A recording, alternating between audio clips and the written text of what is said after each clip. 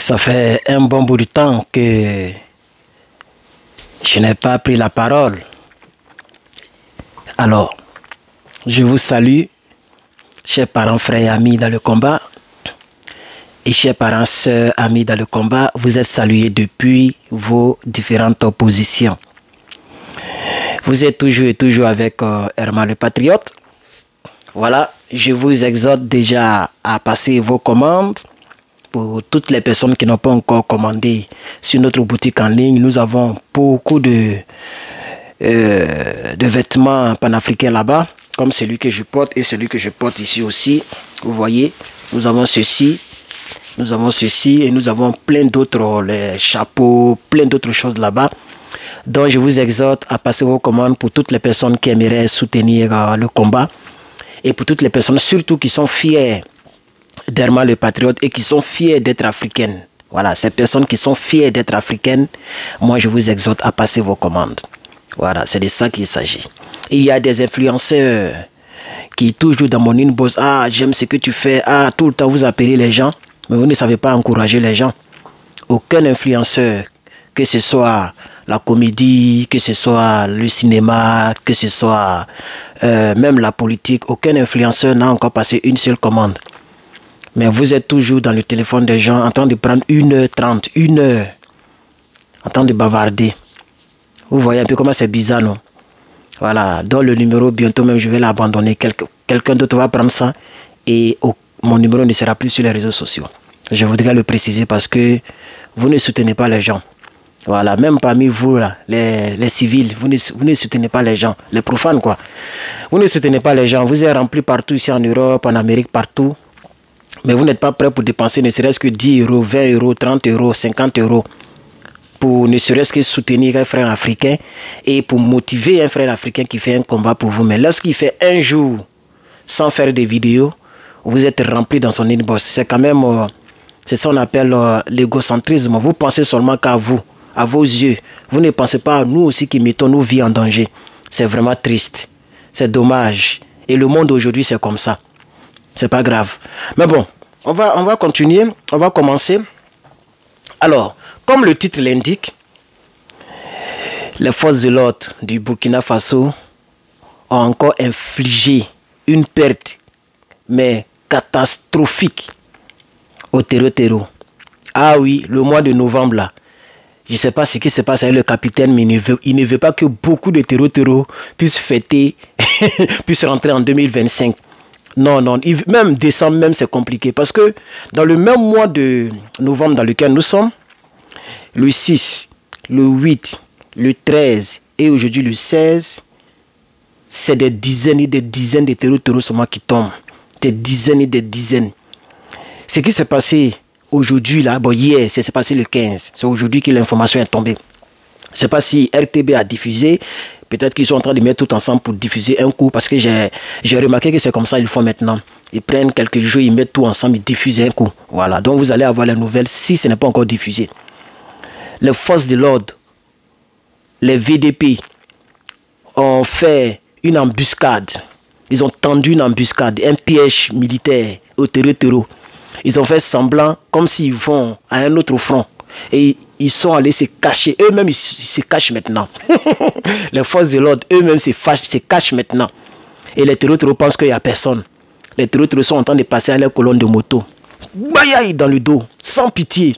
Il n'y a pas pitié dedans. Ouais, chers camarades, parents, frères et sœurs africains, et dans le combat, voici un peu ce que je voulais et donc mettre à votre connaissance. Je voulais féliciter le Burkina Faso, qui est déterminé, qui n'est pas un pays de plaisantins. Ce n'est pas la plaisanterie. Regardez, il y a un pays qu'on appelle la Côte d'Ivoire. Mais à tous les niveaux, ce n'est que la plaisanterie. La plaisanterie. Les partis politiques plaisantins. Opposition comme au pouvoir. C'est le pouvoir qui ne s'amuse pas parce que eux, ils utilisent les armes, etc. Voilà. Mais tant que nous ne payons pas le prix en Côte d'Ivoire, on ne va pas s'en sortir. C'est de la plaisanterie. Il y a un même qui était fort dans les guerres, qu'on appelait un chef rebelle. Il avait dit qu'il allait faire asseoir le monsieur pour lui donner des conseils. On a même pensé qu'il allait faire un miracle. On a même pensé qu'il allait utiliser son don de rebelle. Mais zéro, il n'y a rien dans le caleçon. Ça fait pitié. Ça fait pitié. Ça fait vraiment pitié. Moi, j'ai pitié pour ce pays. Alors, Donc, le Burkina Faso travaille dur. On va creuser un peu seulement. Ok, on va creuser un peu seulement. Ok, le premier paragraphe dit: au Burkina Faso, les forces de l'ordre de défense et de sécurité poursuivent leurs efforts pour sécuriser le territoire national. Ces derniers jours, elles ont mené encore plusieurs opérations réussies contre des groupes armés terroristes dans les régions centre-nord du Sahel. Et je vais sauter un peu, je vais venir ici. En outre, du 6 au 8 novembre dernier, les forces spéciales ont mené des opérations dans la zone située au nord de Taparko, neutralisant de nombreux terreaux et saisissant du matériel de guerre, notamment des motos, des tricycles, etc. etc. Quelques jours plus tard, c'est-à-dire après le 6 et le 9, le 13, une autre embuscade a été tendue au groupe terroriste dans la zone de Djibo. Djibo là même, là, je ne sais pas ce que les terreaux veulent. Toujours, ils sont là-bas. Et que le nom là ne vous dit rien. Depuis 2024 a commencé. Djibo. Ça revient. Il y a une base militaire burkinabé là-bas. Et on dirait que c'était un coin où les terreaux étaient terrés. Donc le fait que les Burkinabés ont pris, c'est leur propre terre, les terreaux ne veulent pas. Toujours ils sont là-bas. Alors les militaires ont tendu une embuscade là. Ça c'était le 13. Ok, une autre embuscade, une autre embuscade a été tendue, okay, à des groupes terreaux dans la zone de Djibo avec un bilan similaire, c'est-à-dire d'une dizaine de terreaux. Le 15 novembre 2024, les forces de défense et de sécurité reprennent encore le contrôle de cette zone. Ces opérations ont également permis de récupérer donc l'armement, du matériel logistique, etc. Donc, nous voulons remercier le capitaine. Merci parce que vous sécurisez vos populations. Et n'ayez pas pitié de ceux-là. Il n'y a pas pitié. Parce que si eux, ils ont l'opportunité, l'occasion, ils vont frapper fort. Donc, de votre côté, n'ayez pas pitié. Il n'y a pas pitié. Dans la guerre, il n'y a pas pitié. Soit on dépose les armes, on vit avec le mouchoir blanc, soit la guerre à la guerre. Au pays de gâté, la guerre à la guerre. Donc, moi, je suis partisan de la paix. Moi, je prône la paix. Mais je ne me laisserai pas éliminer par mon ennemi. Je me défendrai. Et c'est ce que le peuple du Burkina, à leur tête, le capitaine Ibrahim Traoré, voilà, est en train de faire. Le meilleur président en Afrique actuellement. Le meilleur. Il n'a pas dit Afrique de l'Ouest. Il dit toute l'Afrique. Voilà, le meilleur président africain actuellement. Et donc, c'est ce que je voulais ajouter. Je voulais pousser pour dire que j'avais fait une vidéo typiquement pour le capitaine et je réitère mes propos selon lesquels je voudrais que le capitaine fasse rentrer beaucoup et encore beaucoup d'engins militaires. Nous, on est habitués à ce rythme-là. Voilà, la pause là, moi, je n'en veux pas. La pause longue, non, même un mois même, je n'en veux pas. À moins que peut-être que, bon, voilà, les moyens de l'État, puisque eux, ils ne prennent pas crédit, ce qui est très bon. Ils ne prennent pas crédit pour acheter leur matériel, pour développer leur pays, etc. Notre pays, même si je ne suis pas encore citoyen, mais je suis déjà admirateur. Je suis déjà dans le cœur de quelques Burkinabés. Et un jour, vous allez me voir au Burkina. Voilà, je vais me promener à Ouagadougou, je vais même aller à Bobo Dioulasso, etc. Ils vont me présenter les grandes villes.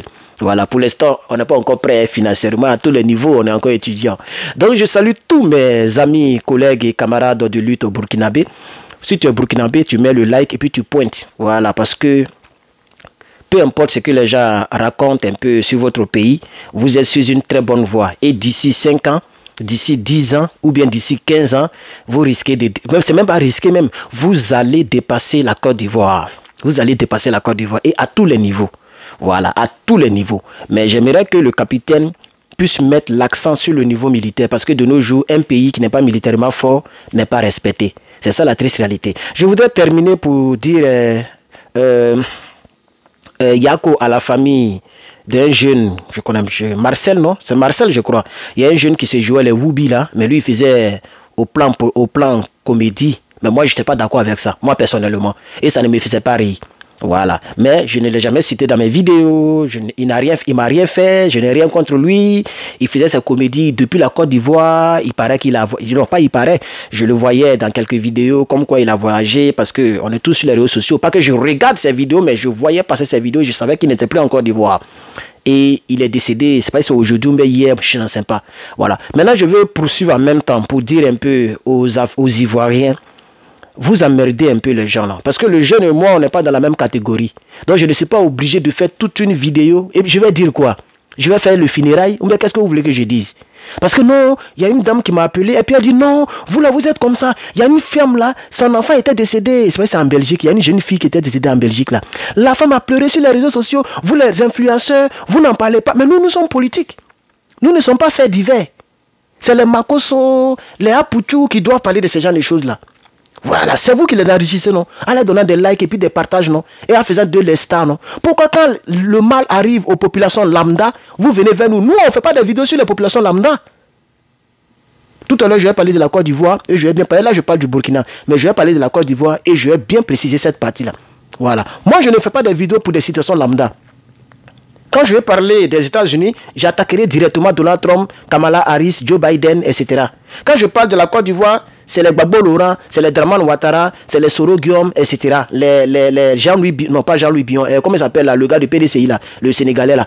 C'est d'eux que moi je parle. Quand je parle du Burkina, je parle d'Ibrahim Traoré, Isidore Noël Thomas Sankara. C'est ça, chacun a sa lutte. Vous ne voyez pas sur ma poitrine, et que tu vois l'image de quelqu'un, c'est l'Afrique, et le monde, et la politique. Donc à quelqu'un, donc tous ceux qui vont décéder là, nous on doit faire des vidéos sur ça. Donc quand même, ne mélangez pas les choses. Vous causez avec les petits là, les gens vous mougou, en désordre. Moi je ne suis pas dans ce genre de choses là. Moi je ne suis pas dedans. Hein. Je voulais le préciser.